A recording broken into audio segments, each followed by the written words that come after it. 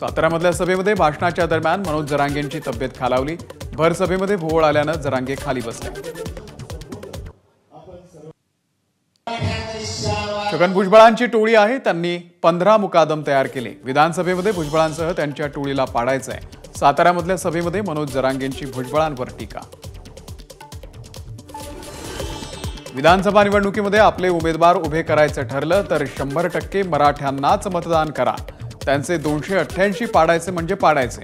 मनोज जरांगे यांचं मराठा बांधवांना आवाहन।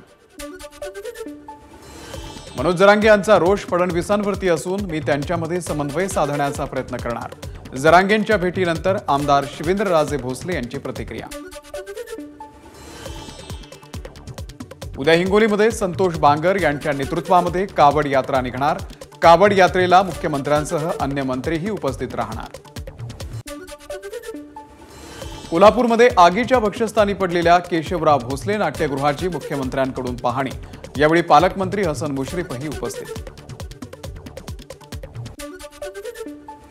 भोसले नाट्यगृह पूर्ववत करणार। नाट्यगृहाच्या उभारणीसाठी 20 कोटींच्या मदतीची मुख्यमंत्री एकनाथ शिंदे यांची घोषणा। नाट्यगृहासाठी 5 कोटी रुपयांचा विमा काढला होता, मुख्यमंत्र्यांची माहिती। महिला आयोगाच्या सदस्या आणि ठाकरे गटाच्या नेत्या संगीता चव्हाण यांच्याकडून पक्षाचा राजीनामा। सुषमा अंधारेंवरती आरोप करत पक्षाला दिली सोडचिठ्ठी।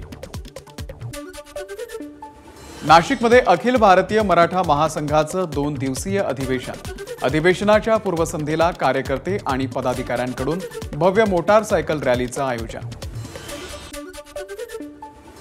आषाढी वारी करून संत गजानन महाराजांची पालखी आज शेगाव येथे विसावणार। पालखीच्या परतीच्या प्रवासातही खामगाव ते शेगाव मार्गावरती शेवटच्या टप्प्यात 2.5 लाख भाविक दिंडीमध्ये सहभागी। रायगड पोलीस भरती लेखी परीक्षेमध्ये गैरप्रकार झाल्याचं उघड। या प्रकरणामध्ये 6 जण पोलिसांच्या ताब्यात। कानामध्ये इलेक्ट्रॉनिक डिव्हाइस बसवून देत होते लेखी पेपर। बनावट प्रमाणपत्र बनवून देणाऱ्या दोघांना बीडमधून अटक। यवतमाळ शहर आणि पोलिसांची कारवाई। 2023च्या पोलीस भरती प्रक्रियेमध्ये नोकरी मिळवण्यासाठी उमेदवारांना सादर केलं होतं बनावट प्रमाणपत्र। नागपूरमध्ये स्वतंत्र विदर्भाच्या मागणीसाठी विदर्भ राज्य समितीचं आंदोलन। विधानसभेच्या दिशेने निघालेल्या मोर्चाला पोलिसांनी टेकडी रोडवरती थांबवलं। अनेक जण पोलिसांच्या ताब्यात। राष्ट्रवादी शरदचंद्र पवार पक्षाकडून गोंदियामध्ये अनोखं आंदोलन। गोंदिया शहरातील 2 भागांना जोडणाऱ्या पुलावरती खड्डे बुजवून केला लोकप्रतिनिधींचा निषेध।